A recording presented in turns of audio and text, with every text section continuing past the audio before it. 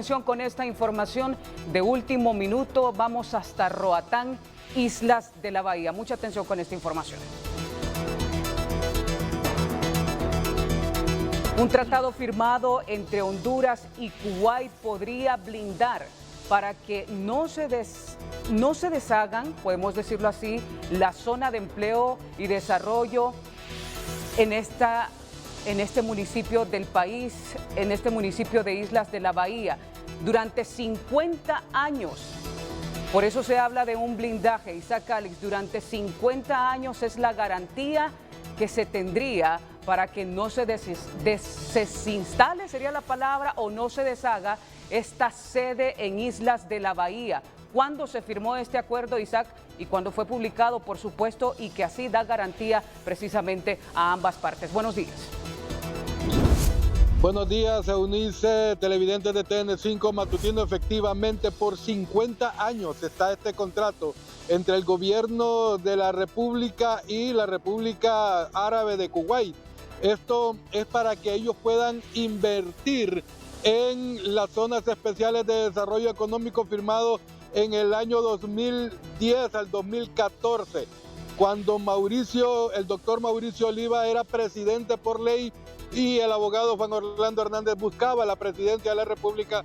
Eso nos da a nosotros una historia de que esto de las zonas especiales de desarrollo económico ya se venía planeando desde el gobierno de Porfirio Lobo Sosa hasta la fecha. Pero el blindaje por 50 años y le entrega prácticamente el derecho de ampliación de territorio, el derecho de soberanía sobre el mar y también sobre el espacio aéreo a estos inversionistas de Kuwait, según lo que manifiesta este decreto que ya fue publicado en el diario oficial La Gaceta. Y la mayoría de la población se pregunta, ¿ahora qué harán las Fuerzas Armadas una vez sabiendo de que sí se está violentando la soberanía de nuestro país? Escuchemos a la abogada Paula Bonilla, quien nos brindó más detalles acerca de este tema del blindaje por 50 años en las zonas especiales de desarrollo económico.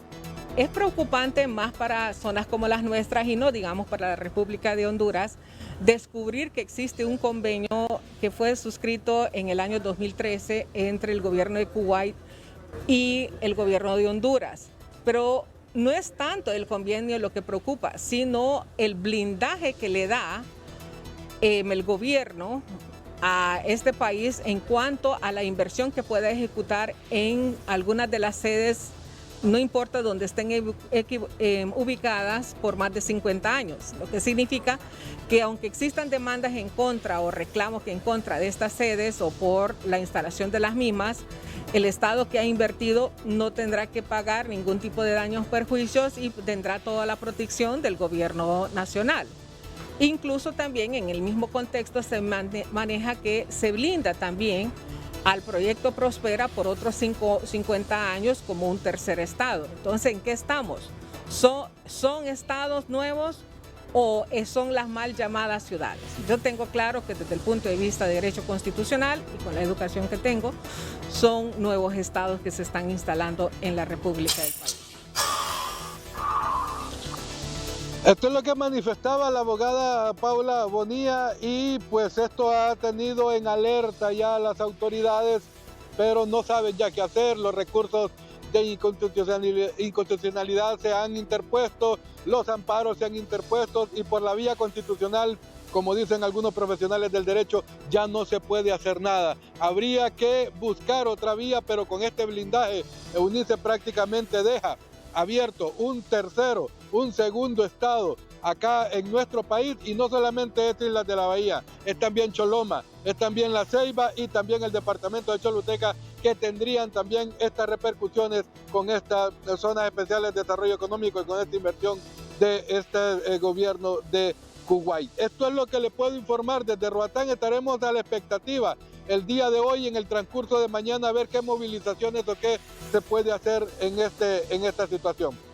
Si no hay más consultas, yo regreso con ustedes al estudio. Gracias, Isaac Calix, y esto nos llama poderosamente la atención, sobre todo 50 años. Este acuerdo entre el gobierno del estado de Kuwait y el gobierno de la República de Honduras para la promoción y protección recíproca de inversiones Fue publicado en el diario oficial La Gaceta el 12 de abril de 2014. Para analizar un poco más este tema hemos invitado al abogado Edmundo Orellana, el ex fiscal de la República. Abogado, ¿qué implicaciones tendría el Estado de Honduras de una posible derogación, como la han pedido muchos sectores hasta este día, de esta ley orgánica de las sedes, si se diera dentro de estos 50 años que se ha establecido y que ya ha sido publicado en el diario oficial La Gaceta? Buenos días. Muy buenos días y gracias por la invitación. Bueno, yo lo que le puedo decir es que la ley de las sedes ha blindado la misma ley y la misma reforma constitucional. Se establece que, por un lado, se necesitan los 2/3 de los votos de los miembros del Congreso Nacional para poder reformar la Constitución, la reforma y la ley orgánica de las sedes. Además, exigen que se practique un plebiscito favorable en el área donde se va a eliminar la sede. Pero aún así, dice que aún ya derogadas las leyes y con los plebiscitos celebrados favorables, no puede desaparecer las empresas que ya están ahí como sede en 10 años. Eso significa por lo menos 10 años van a seguir operando las sedes después de que se derogue la reforma constitucional y la ley, si es que lo logran. Porque no recuerde usted que para eso se necesita los 2/3. Eso significa prácticamente tener una mayoría calificada en el Congreso Nacional por parte de la oposición. Si hoy se hiciera, no se lograría porque necesitarían los votos del Partido Nacional. Significa que si en este momento no se puede, habrá que valorar lo que significa votar por los diputados para el próximo Congreso Nacional.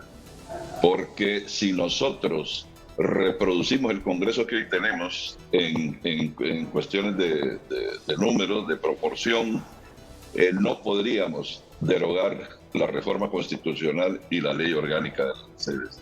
Así es que la cuestión es muy difícil, es complicada, y yo creo que vale la pena que sobre todo las organizaciones sociales y sobre todo las organizaciones municipales empiecen a hacer una campaña para que el pueblo vote por los diputados que efectivamente se comprometan en la derogación de las sedes. Pero por otro lado, quiero señalar que es cierto lo que dijo su corresponsal. Ya no hay posibilidad de recurrir a los medios legales.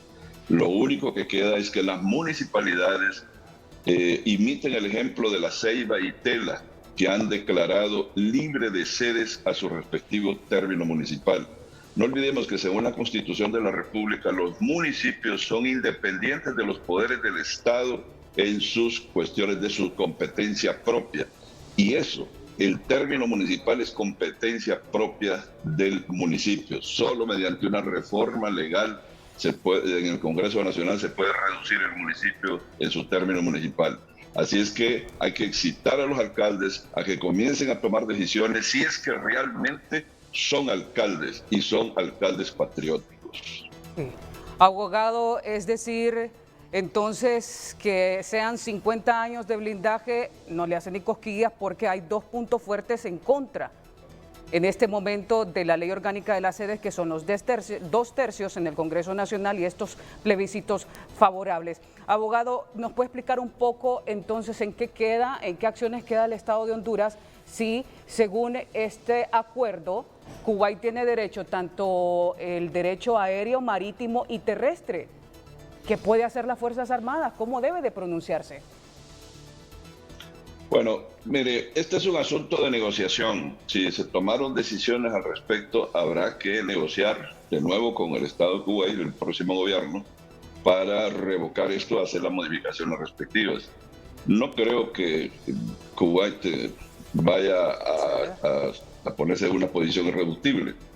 Entiendo que todavía no han hecho absolutamente nada al respecto, no han hecho inversiones ni nada por el estilo. Eso significa que se puede hacer las cosas ahora. Pero mire, a mí me preocupa mucho lo que está ocurriendo porque parece ser que el gobierno está acelerando todo en relación con la sede en este último año, como que se está asegurando que el próximo gobierno no pueda revertir el tema de las sedes. Creo que estoy convencido de que a noviembre es muy tarde. Es necesario que ya las comunidades comiencen a hacer medidas, a promover movilizaciones para evitar que esas sedes comiencen a operar. Y eso deben liderarlo los alcaldes, deben liderarlo los responsables de las comunidades.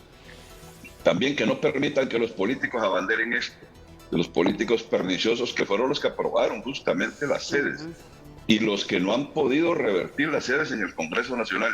Fíjese que imagínense usted lo siguiente, lo que está haciendo el Comité de Buenas Prácticas es autorizando estas sedes, pero según la Constitución y la ley, para que la sede se cree es necesario emitir un decreto en el Congreso Nacional. Esa próspera ahí en Roatán es inconstitucional e ilegal porque no la ha aprobado el Congreso Nacional, solo la autorizó el Comité de Buenas Prácticas. Pero los diputados, ninguno ha promovido una activa en el sentido de crear una comisión para investigar y deducir responsabilidades al Comité de Buenas Prácticas por haber usurpado las atribuciones del Congreso Nacional. Y también la actitud del Ministerio Público, que tiene la obligación por mandato constitucional de velar por los intereses del país, que no ha procedido criminalmente contra el Comité de Buenas Prácticas, que ha violado la Constitución, ha violado la ley, ha usurpado atribuciones del Congreso Nacional y se ha colocado en sujeto pasivo del delito de traición a la patria. Hay que exigirle al Ministerio Público que proceda. Ya no es una cuestión de corruptos y de narcos, es cuestión de la patria. Se está desintegrando el país y si no procede en este momento el Ministerio Público, se va a convertir en cómplice también de traición a la patria. Sí. Muchísimas gracias por atendernos a esta hora de la mañana. A Edmundo Orellana, él es exfiscal de la República y ojo con lo que ha dicho el abogado Orellana, que hay quienes en este momento están buscando de cualquier forma blindar prácticamente y que el próximo Congreso Nacional no pueda derogar esta ley orgánica de las sedes. Ojo con eso, y ha recomendado que sean las propias municipalidades que tomen posiciones en contra de tales y precisamente